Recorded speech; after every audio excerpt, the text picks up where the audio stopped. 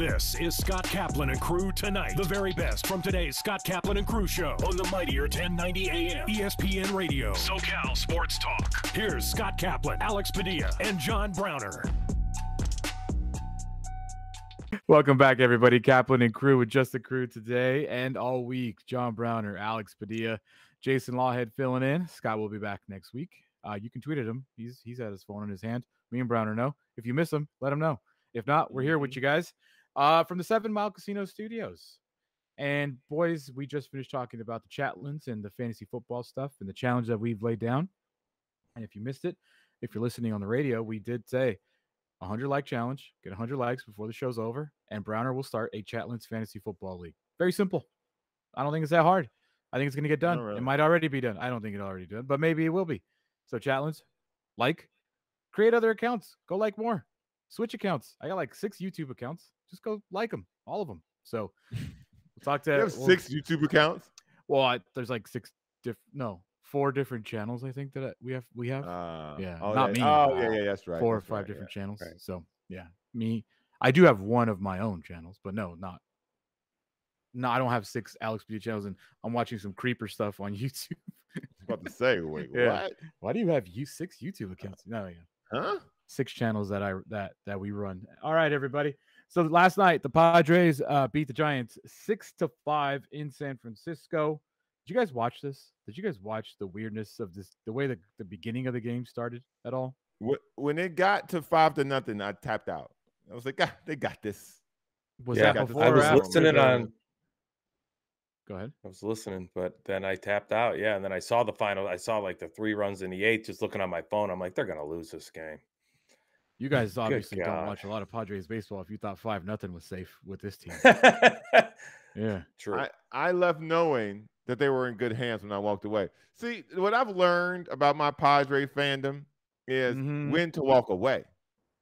So I leave entrusting the team from that point on, feeling good about them. So that works for me. It works for me. I was like, they're in good hands. They don't need me anymore. They got this. Right. Look at them. They're up 5-0. They don't need me. It's okay if you guys didn't watch. It's all good. You don't have to come up with some sort of lie that you watched or anything, Browner. I don't watch every game. I got to the point. Well, I don't watch every game. That would be a flat out lie if I told you I watched every game. I got way too many things going on in my life. But I also don't have time to watch a full game. And so when I've had a satisfied amount of whether it be pitching or offense, I go, okay, I've seen enough of this to have an opinion about it. I'm out. I told you guys. Jason, I don't know if you know this about me. 10:30, I'm out.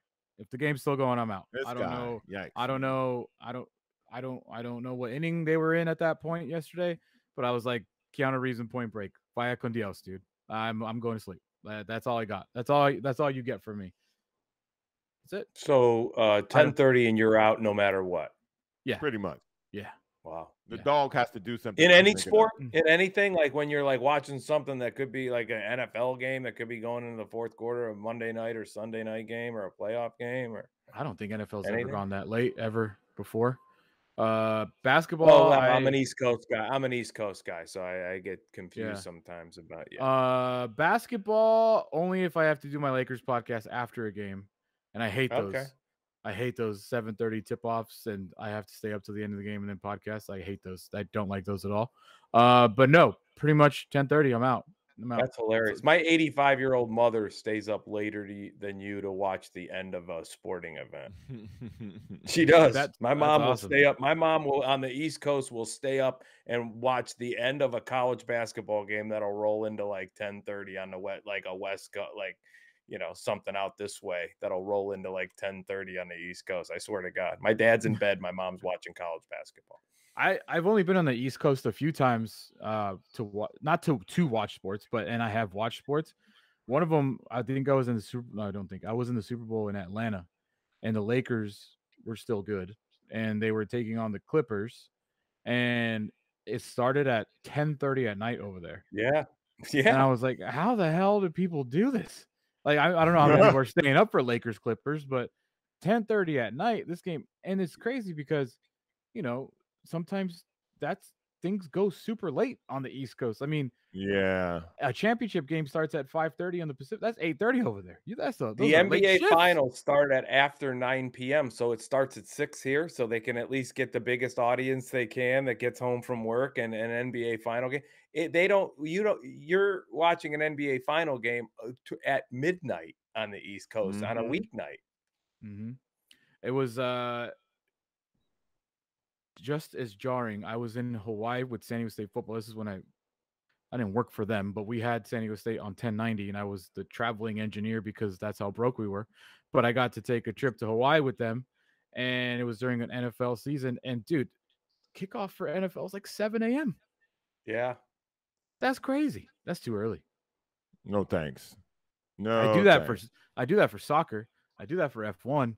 Doing it for football just felt like a sin. Coming from Chicago, you know how long it took me to adjust to a 10 a.m. start? I mean, I love it now, but before I was a noon guy. Noon. Right. I was one.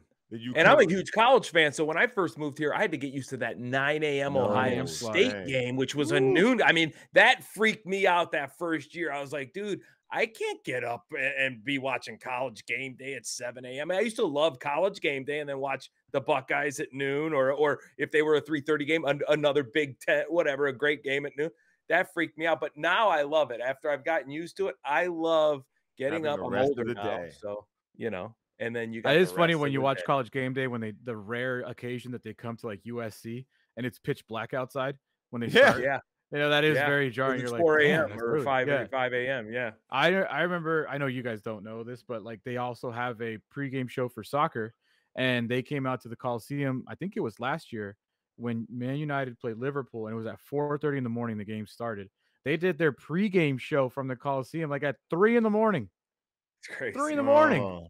Yeah. So they had like hundreds of people out there at 3 in the morning getting ready to watch a soccer match at 4:30. It's like the level of commitment to this stuff is ridiculous. But yeah, last night, 10:30 tapped out.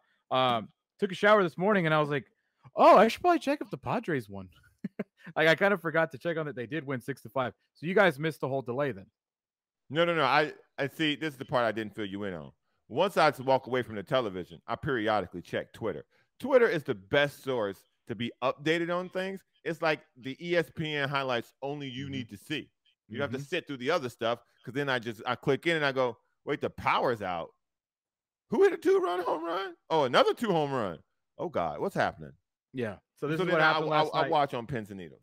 This is what happens. This is what happened last night at Oracle. If you missed it, the way Bob Scanlon described it, we'll talk about it.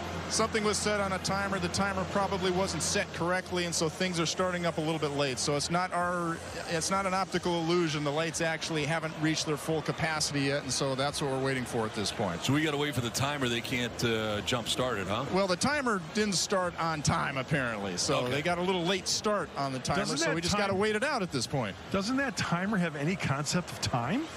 Apparently not. I mean, it's kind of like your sprinklers at home, right, Mud? I mean, if you don't replace the battery and set your clock properly, you don't get your lawn watered. True. But we're not getting our light that we need out here right now. Duly noted, Scan. All right, now, Scan, your field level, we're up here. Could they play through this? No, I was just hearing some of the outfielders were talking. They said anything in the air they could kind of see because it got closer to the lights, but anything that was a low line driver on the ground, the outfielders said they could not see the ball at all. So these are definitely not playing conditions that you. It was really interesting too, because if you watch the game, the first 2 innings, Mud and Don kept talking about how dark it was. It's dark.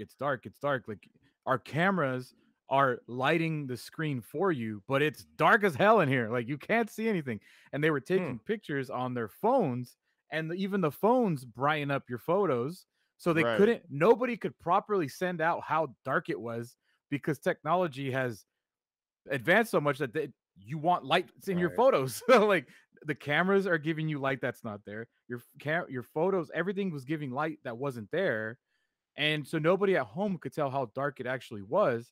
But then when they came in, finally, after a few minutes, the players, Bob Scanlon reported later, saying like, you couldn't see anything. You literally, Jerks and Profar said, I couldn't see the coaches in the dugout.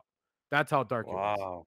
Like I could not see. Yeah, I couldn't see the coaches in the dugout. So when they were telling me move here, I couldn't see them for them to tell me where to go. Like, that's how dark it was. It was really crazy because you couldn't tell on TV. You really just genuinely couldn't tell how dark it was. And this was the second delay of the game.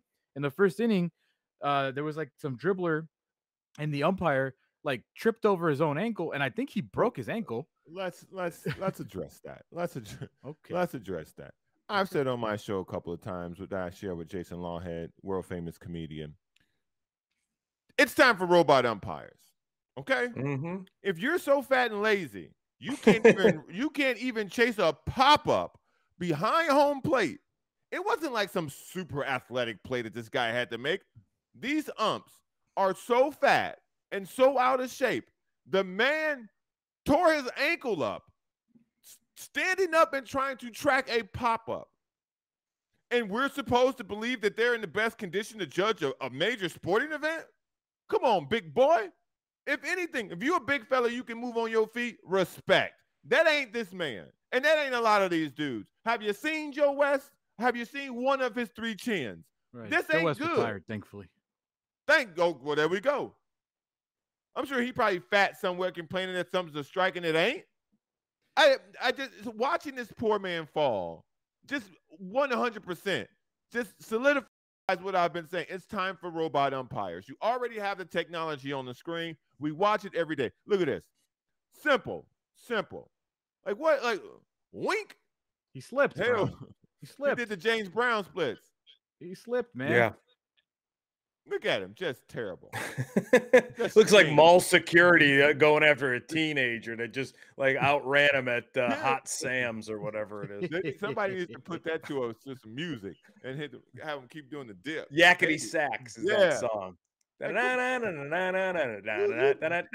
should be better than that, man. You standing around these pro athletes judging them. You can't even go 4 feet on a pop-up. Disgraceful. I'll tell you what, though. If you're in San Francisco and a downed umpire or some bad timed lights are the worst thing that delays it, cool, because I'll tell you what, at any moment an 8.6 can roll through there and you could have the 89 World Series all over again. That would be my biggest fear with playing sports in San Francisco, is just like, man, this game can't be over long enough before that this bridge is gonna collapse. Yeah, exactly. I just right want to behind me.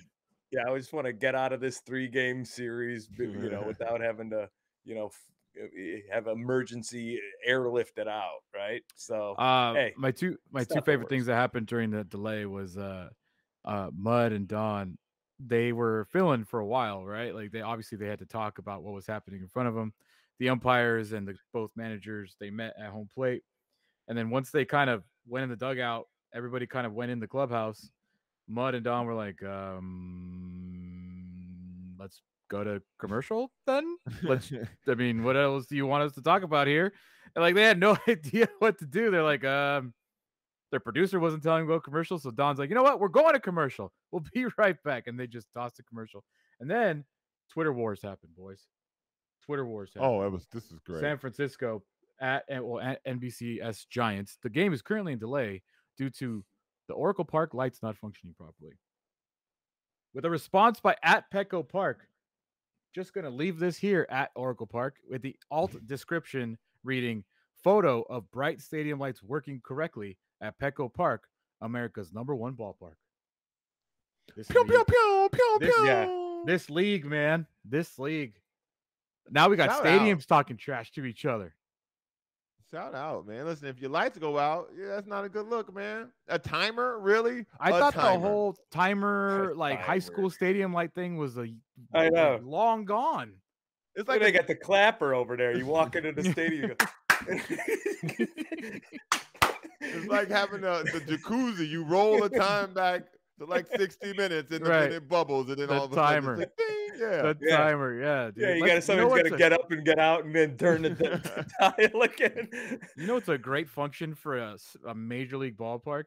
We got to turn the timer on 65 minutes before the game starts just to make sure the lights come on. Like, who designed that? Who thought that was like a good idea to have a timer? This building is worth a couple $100 million. Let's put an $8 thing that controls this entire lighting system. Sorry, folks. First pitch won't be till 7:45. The guy that turns on the lights got caught in traffic on the Bay Bridge coming over. He's got the key to the lights. I don't know what to tell you. The groundskeeper was just like, "What do you want me to do, man? The timer, the timer's the not freaking right. intern forgot to turn the timer on. Oh, He's got to wait it out. I can't see the tarp. Can you imagine a mad scramble that was going around for them trying to figure out what was happening with the lights? And some guy was like, "Yeah, the timer's messed up." Because you know how like when you set a timer, these old school kitchen like oven timers, yeah, it's like, really there's resistance when you try and push it forward. They're just like, "Oh, it's stuck, man. We can't put it on. We can't go forward. We could risk breaking it." Like what? We can go back. We can go 5 more minutes. It's like Rodon's struggling, guys. Break the timer. Break the timer. Rodon's struggling. Throw the timer off. Yeah. Rodon's giving up 5. I thought that was really impressive, though. Mike Clevenger, he sat through like basically a rain delay, almost 50-minute long. He pitched 2 innings, looked great, sat for 50 minutes, came back out and went 5. Only gave up 2 runs. I thought he was done for the night. I was like, what? Like, honestly, I know that you guys, Browner especially, makes fun of the whole like scars of San Diego, but I was like, of course. Like Rodon, they're finally hitting this guy that went 9 against them last time. Of course, Clevenger's looking damn good. Oh, and the lights are out. Like, oh, of course. Like, what? But they ended up hanging on. They win 6-5. And boys, more importantly, we got a new closer. And brother, I threw this idea out there like a few weeks ago. Remember? You nailed this. And Bob Melvin announced that for the time being, Nick Martinez is the team's new closer. This is what he's done as a relief pitcher. So he's been used as a starter, as a long reliever, as a setup, and now as a closer. But as a reliever, he's pitched 40 innings, a 1.35 ERA. He now has 7 saves, 3 straight saves, by the way, his last 3 outings. 34 strikeouts, and opponents are hitting 308 against him. He's 7 for 7 in save opportunities. I think one of those saves was like a 4-inning save as well, if I remember correctly. This trade, this may be a blessing in disguise, this trade, even though Hader not working out, because maybe they don't have they don't have the urgency to go to Martinez so soon in the season. If they keep Rogers around and they limp around and they don't really know, but he saves some games and they're still where they're always at, and that's the same record they were last year at this point. And so maybe that's a blessing in disguise when it all shakes out. If this all keeps up, and thank God Clevenger was able to come back, because you would have needed 7 innings from that bullpen that almost gave up a strong start by him, and then Martinez slams the door, which was big. What it's time now to figure out is whatever's wrong with Josh Hader, figure it out and let him pitch the 8th inning. And now we're almost on the trajectory of what I was talking about. You nailed the Nick Martinez situation with the statistics that you brought up with the first time he gets through the lineup, how great he's been. Now, if you can figure out Josh Hader and put him in the 8th, now you only got to get the first 7 innings out of the way with our pitchers, who we know can get to 6 innings. We know all our pitchers can dominate for 6 innings, with the exception of Sean Manaea, who that might be the guy we throw in there for that 7th inning. Because Snell has a problem getting out of the 5th. Like, I think he's got tops off at 5 right now. Right. But you still need a little bit of length in that bullpen. I feel like Hader right now still might be, like we said yesterday, I still think it's try him out on the one batter guy. Get this one guy out. Go get this lefty out, and then we're ready with another arm. You can't do that now. You can't do that in baseball anymore. You have to face 3 batters. Oh yeah. Okay. 2? Right. So 2. So right. I still think that Josh Hader's unpitchable right now. There's no way I'm putting him in the 8th inning with a close. Well, that's game. why it's like you can't put him. I think the only time that you can put Hader out there is if you're getting blown out, and then just like, hey, go out there, or blowing somebody else out, or blowing somebody else, which he did on Sunday. They were not blowing him out, but they had a big, they were already down huge, and he still went out there and gave up a ton of runs. So it's like I don't know how they can work Hader out of it at this point of the season. I think they're stuck. I think you have. Yeah, they are. If you have to send him down to the minor leagues, you have to let him figure this. He's got to throw this out. Season's over. I mean, minor league season's all but over. These guys they wrap up. Can't send him down. And the other thing is I think you're stuck with him. And the only thing you can do is find situations with 1 or 2 outs and maybe nobody on base or a limited guy on base, a guy in front, and try to ask him to go get that 1 out to end the inning and then maybe an out to start the next to pitch to 2 batters or go get 2 outs with nobody on with 1 out in a situation and see if he can handle it on those short term, because you only got a month to figure out, can he be on the playoff roster, Yeah, so we will talk more about Padres. The Brewers ended up having a monster comeback last night, but the Phillies lost as well. We'll talk about the game tonight because Blake Snell, we just mentioned him, he is on the mound tonight. But when we come back, our friend who will be here every Tuesday to talk NFL with us, Eric Williams from Fox Sports, will join us next. We will talk about all the news happening in the NFL. The Rams open against the Bills in just over a week. Jimmy Garoppolo staying in San Francisco. Lots of stuff to talk about with Eric. He will join us next here on Kaplan and Crew. We are brought to you by the 7 Mile Casino Studios, just minutes away from downtown San Diego. 7milecasino.com now with a Sammy's Restaurant and Bar with a full bar. All your favorite table games in a smoke-free environment. And remember, it's supposed to be fun. So if you have a problem, 1-800-GAMBLER. Eric Williams, Fox Sports writer. When we come back, this is Kaplan and Crew. We'll be right back with more of Scott Kaplan and Crew tonight. The very best from today's Scott Kaplan and Crew show on the mightier 1090 AM ESPN Radio. SoCal Sports Talk. You're watching Kaplan and Crew tonight, powered by the mightier 1090 AM ESPN Radio and Your View, featuring the best sports talk in SoCal.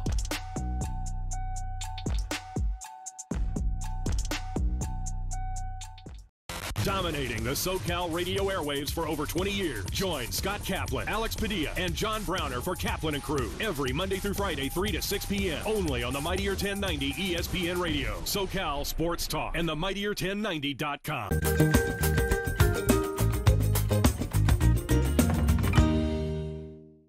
Let's welcome back to Main Street Living tax attorney Adam Brewer. Adam, thanks so much for joining us again. Yeah, thanks for having me back.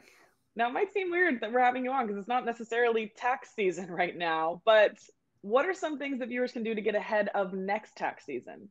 Yeah, you're right. I apologize. I think most people would prefer to just forget about taxes for the summer. But yeah, if you have some downtime, always a good opportunity to kind of get ahead for next season. So really what I'm preaching is, just become more knowledgeable about your taxes.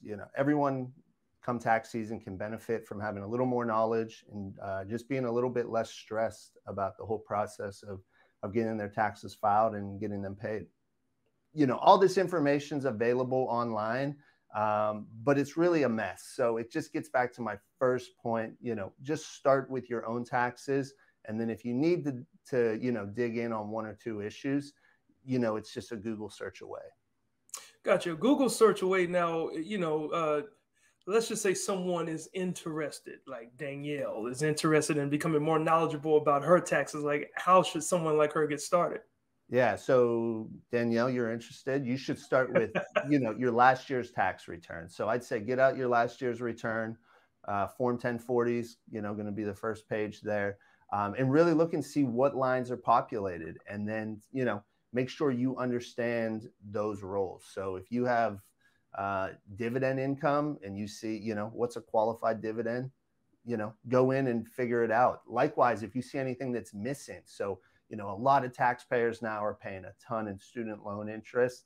And then they look at their tax return and they go like, whoa, that's limited to $2,500. That would be a role that you'd want to dig in and really figure out how it impacts your actual tax return. Yeah, when in doubt, save for retirement. It's either, for most taxpayers, it's either going to save you money today, tax-wise, or it's going to help you reduce your tax burden in the future. Awesome. So important.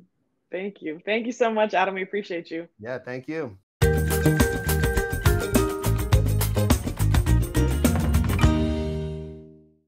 Main streets are the heart of our communities, where we connect with our neighbors, support local businesses, and share new adventures. Main Street Living celebrates all of this, bringing you uplifting stories with guests from across the country and your community. Main Street Living covers what's important to you today, from our street to your street. Join Cheryl, Danielle, and Quincy for Main Street Living.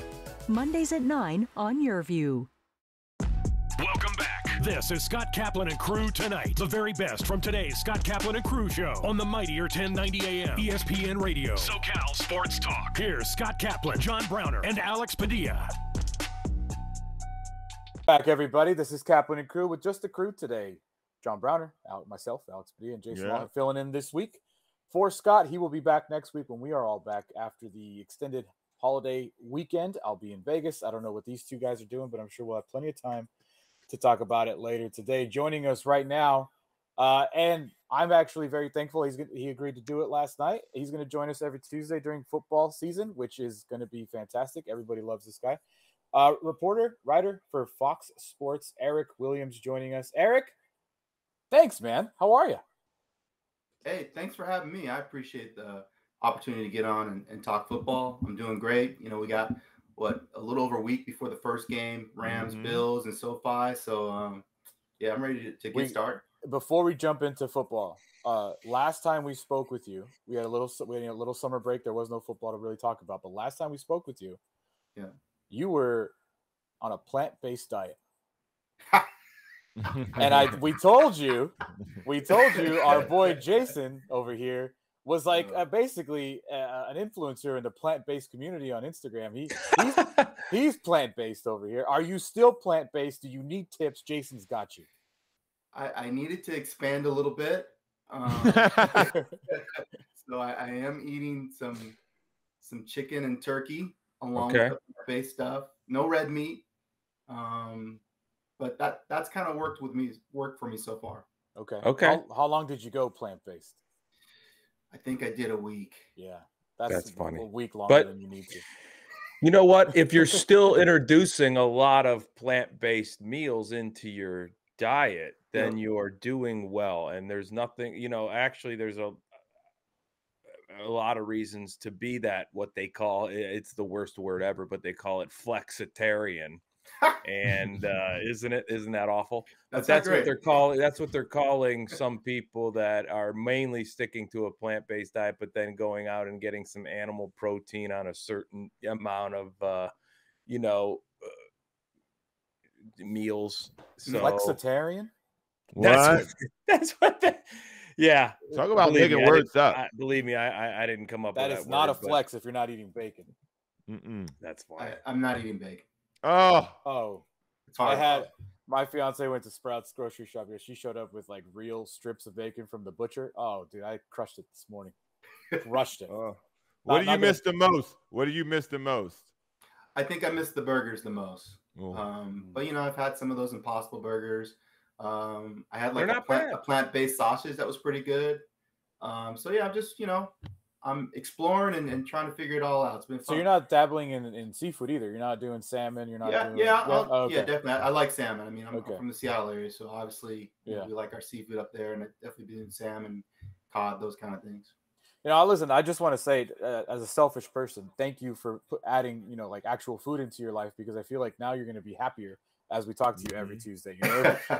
Listen, nothing against Jason. He's used to it by now, but I could sense when we talked to you, you weren't so happy about your choice, So I was like, man, it's a transition. Maybe I can work to the point where Jason is at. If I have the kind of willpower, maybe I can get there. But it's baby steps, right? I'll tell you what. I'll send you a link to I got a Instagram page, a separate one where it's a little like show I do called Eat With Me. I actually just posted a little video today, but they're just little plant-based meals, recipes, tips. So if you want to follow along and go look at some old ones, and maybe you go, oh, I've used that and I can make that the way he made that. And I try to make it fun with like meals that people would regularly eat, but they're plant-based. So good luck, dude. And awesome. You know what? It's probably making you feel better in the long run. Yeah, I think ultimately that's what it's about. It's just kind of, dropping a little pounds and just feeling better about how I feel when I wake up in the morning. I will say I did steal something. Well, not steal. Jason, I never would ever have thought to use Frank's hot sauce on breakfast food, because I was always like a salsa guy because I'm Mexican. Right. But Like, yeah, that's when we did that little challenge, right? And it's so much easier. I literally had Frank's hot sauce on my eggs this morning. It's so bomb, and I took that from Jason's page. So bomb, dude.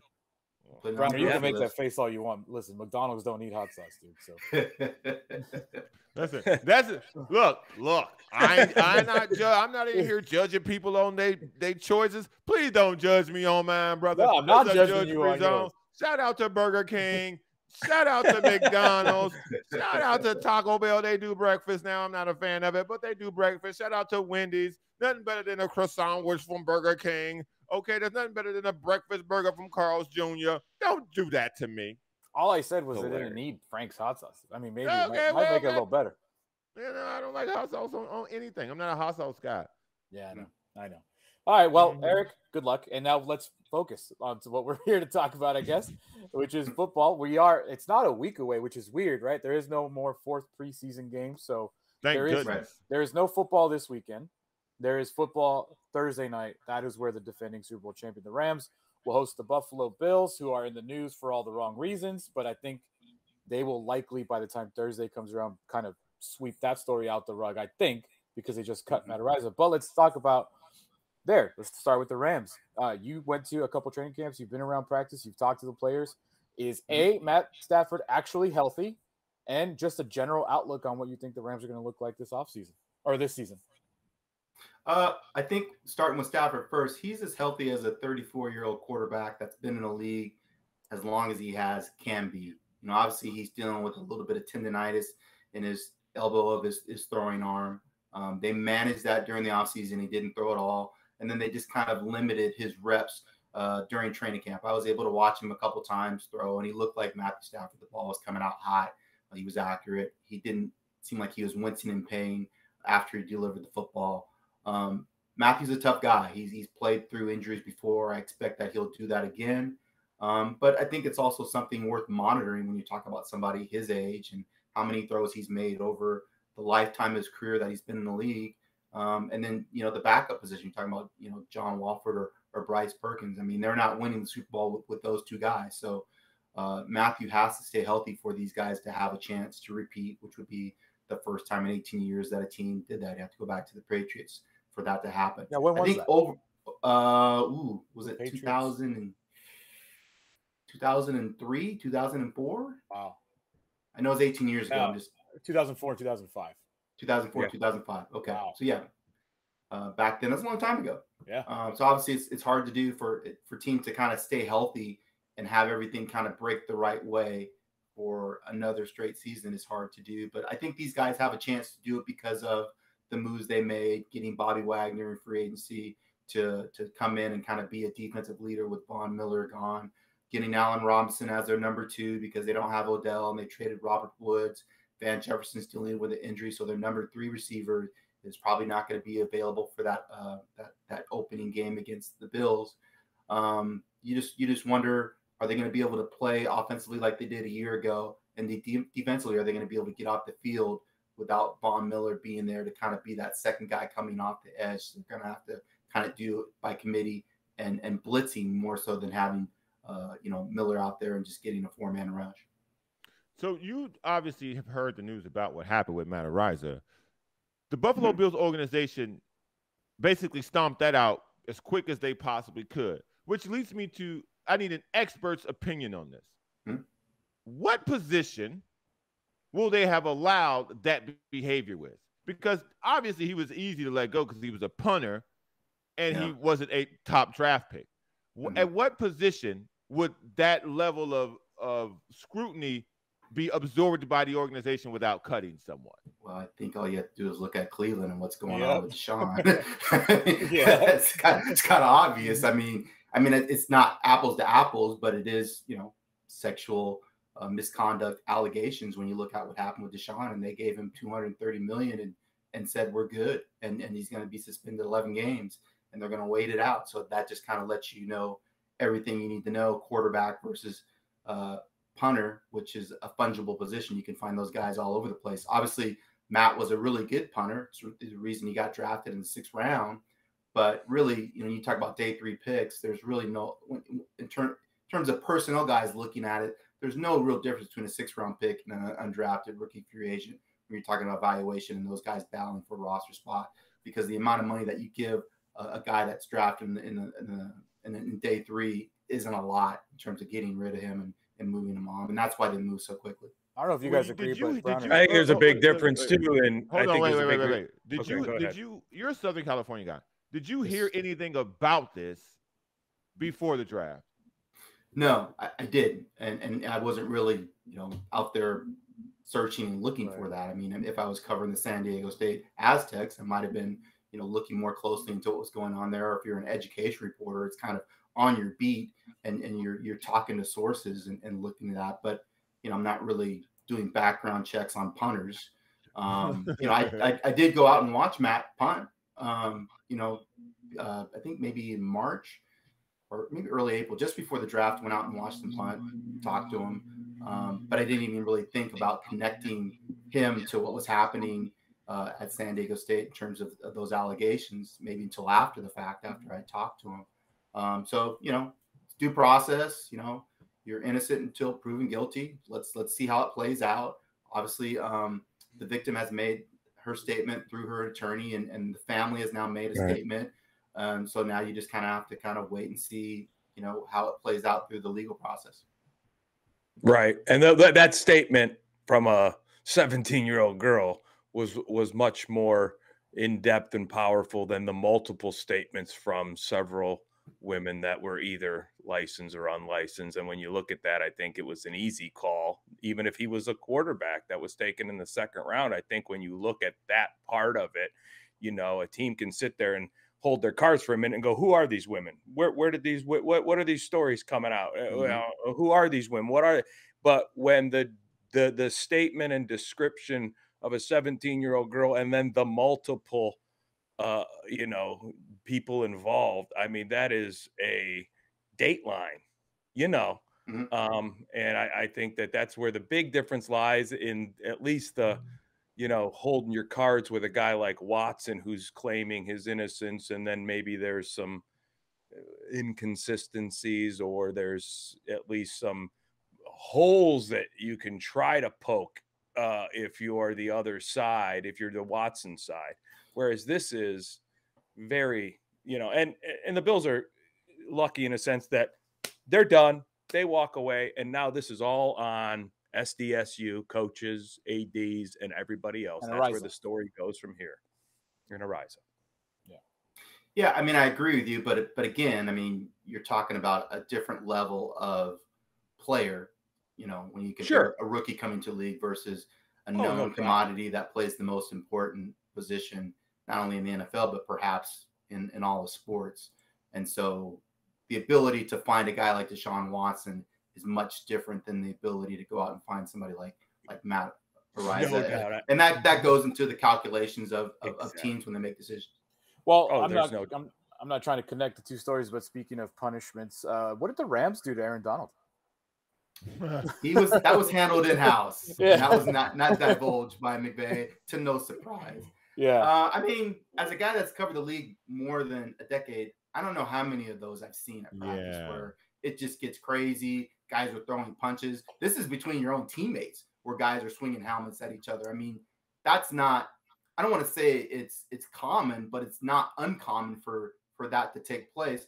The issue here is it was caught on video, grainy video. We really couldn't see exactly what's happening, but you did see Donald with 2 helmets in his hand, swinging at people. So there's not going to be any NFL punishment though, right?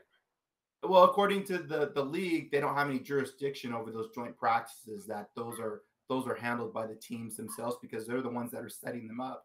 And so that's why they're kind of going, hey, the team is going to handle that, which is interesting because they videotape all those. And if things get too physical, the NFLPA will come in and hand out discipline, to teams that are kind of going over the line if they have more contact than they should have. And, we've seen that happen in the past with Baltimore and with the Seahawks. And so go ahead. It's cut day. I don't know if you've had a chance to look at all of I just saw OJ Howard get cut. Mm-hmm. Who are some of the cuts that you've seen so far up until today where you were either surprised or you think that they're going to land on another team? I think two running backs that stand out are Sony Michel, who had success with the Rams last year, and then Phillip Lindsay, who, you know, was a beast for the Broncos when he first came into the league. When you see running backs like that that are moving on, I think there's opportunity for teams that need talent at that position that have, you know, proven they've been productive to bring them on your roster in case, you know, guys are going to get hurt. You look at the Rams, they're still dealing with soft tissue injuries with Cam Akers and Darrell Henderson. You know, Sony works in your offense. Why not bring him in as insurance in case those guys are going to get injured, which they've proven in the past that they are a little injury prone. So I think you look at kind of veterans like that I think if they're after 4 years or not, they're vested, then they don't have to go through the waiver process. So they're free to kind of sign with any team that they want. So those are two names that stuck out, along with the one that you mentioned, O.J. Howard. I was pretty surprised that this guy not getting cut, moved, or released. Jimmy Garoppolo is actually staying, and he actually restructured his deal. So my conspiracy brain is Trey Lance ain't that good. Let's just keep Jimmy because by week 7 we might need him to play again. Like, that's my conspiracy theory, or is it as simple as like we're stuck with him because nobody wants him, but we don't want to pay him $25 million. Let's ask him to take a pay cut, and he just willfully agreed? Like, that doesn't make any sense to me at all. Yeah, I don't think it's a conspiracy theory. I think that's probably part of their decision making. And if I'm Trey Lance and his representation, I'm a little concerned. Like, am I the guy here or am I not the guy? I'll tell you a little bit about when Russell Wilson was in Seattle as a rookie. You know, he won that 3-man competition between Matt Flynn and T-Jack, Tavares Jackson. They moved T-Jack. They kept Matt Flynn, even though he was making a lot of money. And Russell didn't exactly light it up. I mean, they were 2-2, I think, the first 4 games. And there were calls, you know, on local talk radio to put Matt Flynn in the game. And I was like, you know, Matt Flynn can barely throw 50 yards. I don't even know what you guys are talking about. This is journeyman that won 2 games in the league. And this, you know, Russell Wilson was the truth. And so that really didn't stop until the You're Mad Bro game where, you know, Russell Wilson kind of got it, Richard Sherman got into it with Brady and Russell threw a couple bombs in that game to help them win that game. But now you're talking about a guy that has led your team to the Super Bowl as the backup to the guy that you drafted number 3 overall and gave him a lot of picks to go get him. I don't think that kind of puts him in the best opportunity to go out and be successful. I mean, if he struggles after 1 game, people are going to be calling for him to be replaced. Yeah. I just so feel if like I'm Trey Lance, I'm like, hey, can I get up out of here? Can I be traded? I want to go to a team that really believes I can be the guy. And I could be totally wrong here. I listen, I haven't seen him that much of Trey Lance, but what I've seen, it's not fantastic. Obviously, it's not great. I just feel like the Niners just fumbled the whole situation. Instead of trading picks to move up to get this young, unproven guy when you're on the cusp of a Super Bowl. Why didn't they go get a veteran proven guy like Tom Brady was available? You know what I mean? Like, there was other quarterbacks that have been moved that are veterans that you're like, why didn't they go get someone that could actually take them over the top instead of almost rebuilding the most important piece of the puzzle? Well, I think a couple different reasons. I think one reason is cost. When you talk about the financials, you're already paying Jimmy a lot of money.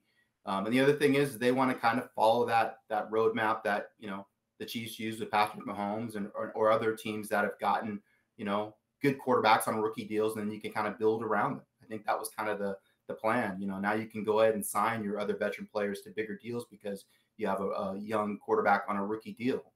So they were doing that. I just think that they weren't fully sold on Trey as the guy.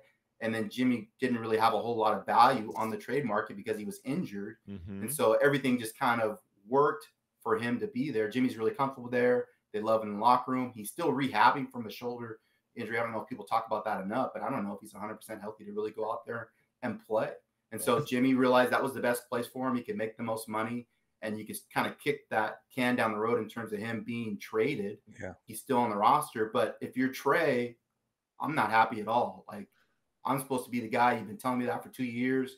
Now Jimmy's there. If I go out there and play a bad half, I might be on the bench. And so I don't think it's a great situation. I think it's a great situation for Jimmy. I think it's a great situation for the franchise that believes it can win a Super Bowl now. I don't think it's great for Trey at all.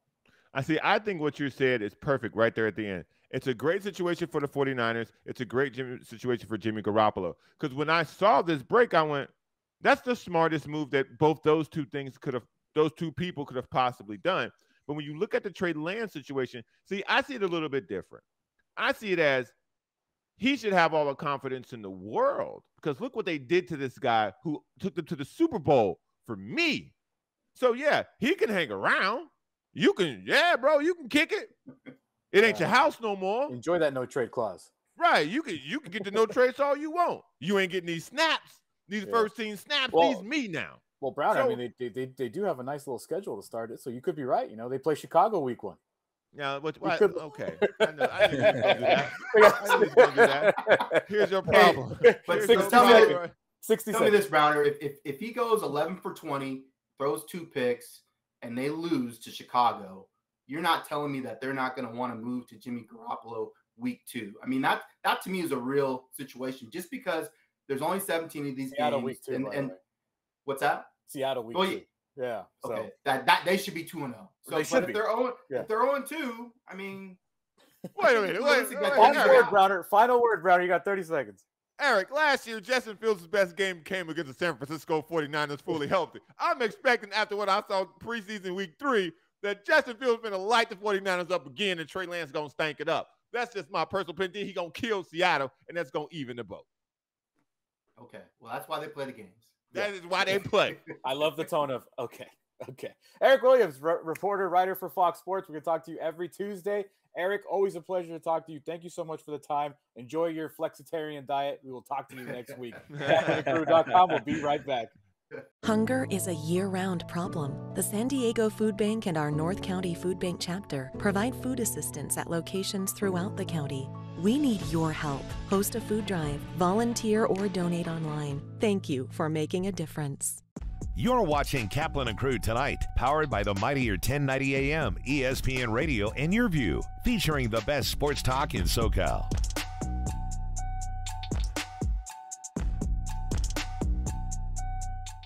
The Rich Eisen Show airs Monday through Friday from 9 a.m. to 12 noon. An engaging blend of insightful football expertise with an offbeat mix of humor and pop culture while continuing to attract the most recognizable names in sports and entertainment. Only on the mightier 1090 ESPN Radio, SoCal Sports Talk. I'm tax attorney Adam Brewer. If you have a serious tax problem with the IRS or state of California, then you don't need a tax relief company, you need a tax attorney. Call or visit my website to schedule your free tax evaluation.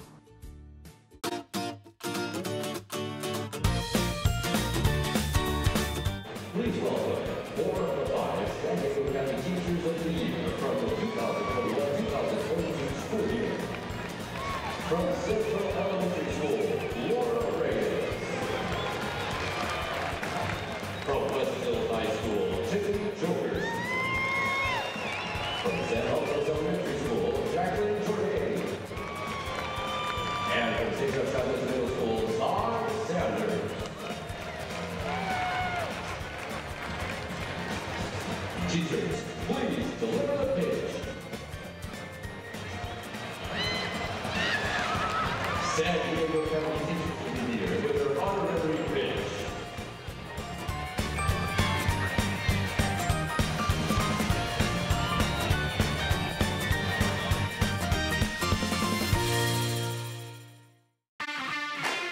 The 2022 San Diego Loyal season continues. Live on Your View and YourView.com. Watch your San Diego Loyal take on Monterey Bay FC Saturday, September 3rd at 7 p.m.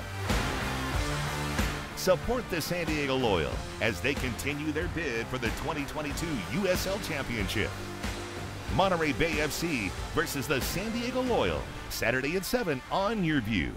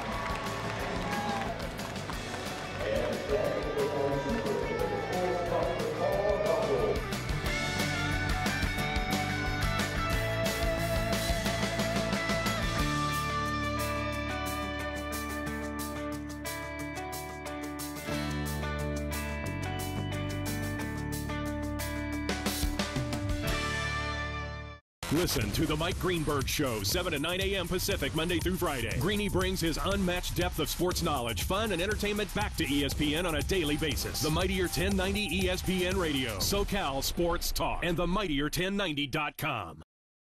Here's Kaplan and Crew tonight's 60-second timeout with Haley Stasiak.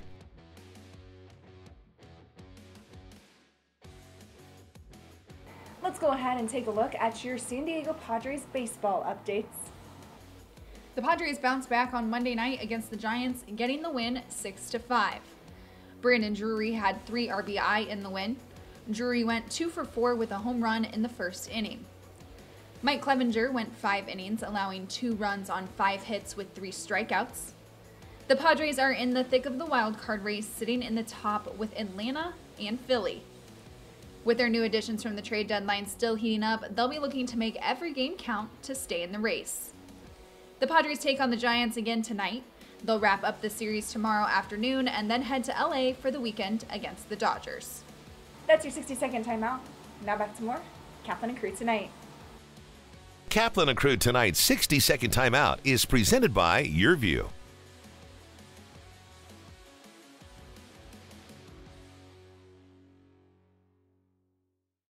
You're watching Kaplan and Crew tonight, powered by the Mightier 1090 AM, ESPN Radio, and Your View, featuring the best sports talk in SoCal.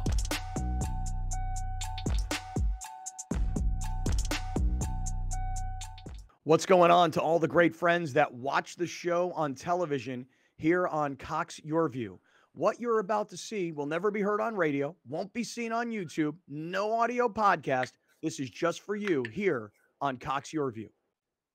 Hey to all the great friends out there that watch on Cox Your View. You might be in San Diego, Orange County, LA, Santa Barbara. We're happy to have everybody here. What we love to do in this time is it's a Cox exclusive. This is stuff you're only going to see here on Cox. Not going to hear this on radio on 1090. Not going to see it on our YouTube channel. Not going to hear it on any of the audio podcast platforms. This is just for you guys that watch on Cox Your View. A really big show coming to the Scottish Rites Event Center in Mission Valley in San Diego. If you love trading sports memorabilia or buying or selling, this is going to be the place for you. It's coming up on August 6th and 7th. And here's the guy running the entire operation. Here's Joe Oliveri, known to his friends as Joe O from SD Collectibles, who's running this show. Hey, Joe, how you doing, man? I'm doing great. Thanks for having me on, Scott. Always a pleasure. Yeah, my pleasure, man. Let's talk about this. Tell us about why people need to know about your show, SD Collectibles, on August 6th and 7th. Well, we have a great show coming up August 6th and 7th at the Scottish Rite Event Center, like you had mentioned, right there in Mission Valley. We have over 130 tables that'll be at this show. We also have Paul Lowe signing autographs on Saturday. We have Steve Garvey and Raleigh Fingers, which will be there on Sunday doing in-person autographs. We just have a really great collection of some of the biggest and best of the community, the card collecting community, coming out there August 6th and 7th, showing their cards, showing their collectibles. There'll be a lot of memorabilia out there. And really what we look at it as is something for every collector. Yeah, when you say every collector, is it from what I understand and looking at the website, sdcollectibles.com, it's not just purely sports cards. Is that right? That's correct, Scott. We have sports cards, memorabilia, autographed items, quite a few unique autographed items and memorabilia. But we also have Pokemon, a large selection of Pokemon, Yu-Gi-Oh!, Magic the Gathering. There'll be vendors there that have comic books. As I mentioned, there's several autograph signers that will be there. We also have JSA, which will be on site for both Saturday and Sunday, doing in-person authentication, same-day services. Well, that's awesome, because for me, the one thing I know I'm most interested in, and I know a lot of people who are watching right now have the same thing. If you've got a piece of sports memorabilia that you are willing to part with, but you don't have authentication, like I have this Marshall Faulk football, the year that he broke the record where he was over 1,000 yards rushing and receiving for the Rams in 2000. I've also got this basketball sitting right here that is signed by every Los Angeles Laker of the 2002 World Championship team. So Shaq, Kobe, Phil Jackson.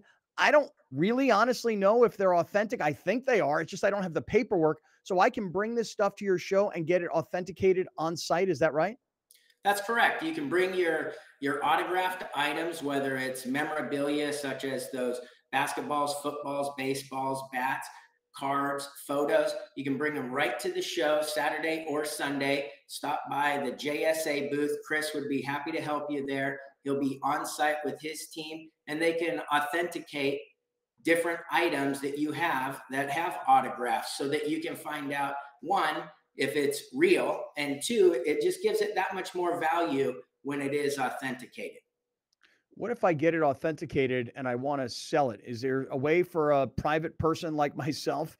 I say private, I mean, like, I'm not in the business. Can I sell this stuff? Yeah, you sure can. There's a couple different ways to do that. I mean, obviously there's some online ways to do that take a lot of time and a whole different set of really procedures. But one of the great things that you can do, we have tables available and we have options for everyone. We do have some vendor tables available, 6, 8, and 12-foot tables. You can bring your items down there to sell. You can bring your cards, your memorabilia, and so on. If you have some memorabilia items like you're showing there, Scott, you can get them authenticated right at JSA, bring them over to your table, and you can put them out there for all of the attendees to see and see if you can make a deal on selling it or possibly trading it for something that you have a little more interest in. All right. Well, while you're talking, I know Alex is putting up on the screen for everybody the website. It's sdcollectibles.com, sdcollectibles.com. Information about where, when, who's going to be there signing autographs, how you can get authenticated, how you can buy a table and space if you want to sell your own collection. Joe, this is going to be a fun show. This is going to be really cool. Give us any final thoughts, things you need people to know before you roll. Well, one of the great things is it's a family-friendly event. When you come to our shows, you'll see a lot of people, both the parents and the kids, showing them around because there's something for everyone.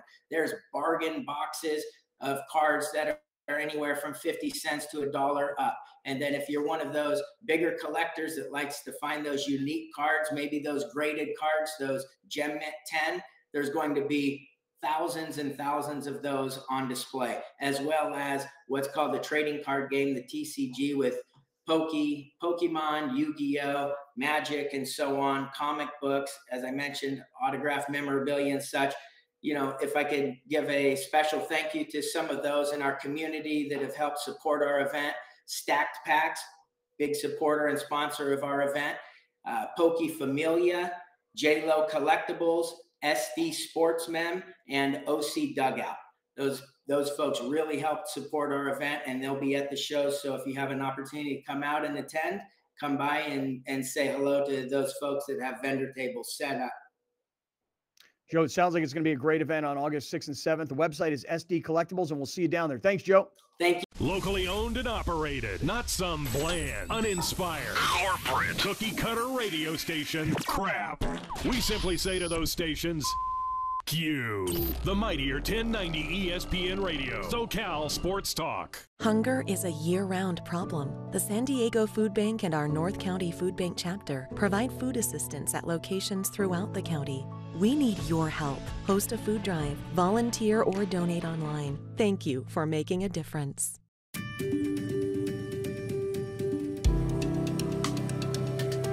Home of Guiding Hands helps San Diego community in that we're a resource for families. A lot of times when families first identify that their child, their loved one, might have an intellectual or developmental disabilities, they don't know where to go. They don't know what to do.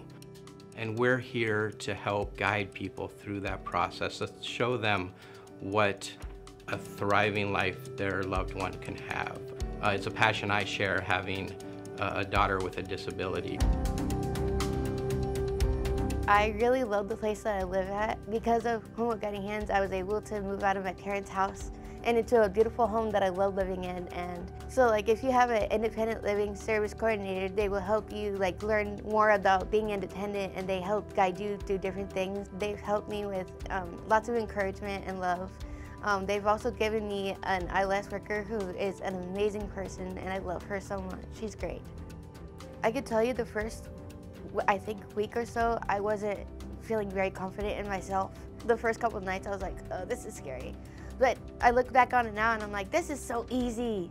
Main Street Living celebrates diverse abilities in partnership with Home of Guiding Hands, supporting the special needs community for over 55 years. Thank you for joining us. Catch Scott Kaplan and crew tonight from 7 to 8 p.m. Pacific every Monday through Friday. The very best from today's Scott Kaplan and crew show on the mightier 1090 AM ESPN Radio, SoCal Sports Talk. Welcome to Patriot Stadium, here the home of the Putnam City West Patriots as they get ready to take on the Western Heights Jets. It's the Oklahoma Ford Dealers Game of the Week, and it's the opener for the 2022 football season. Hi again, everybody. I'm Steve Marshall. So happy to be here for another season of high school football.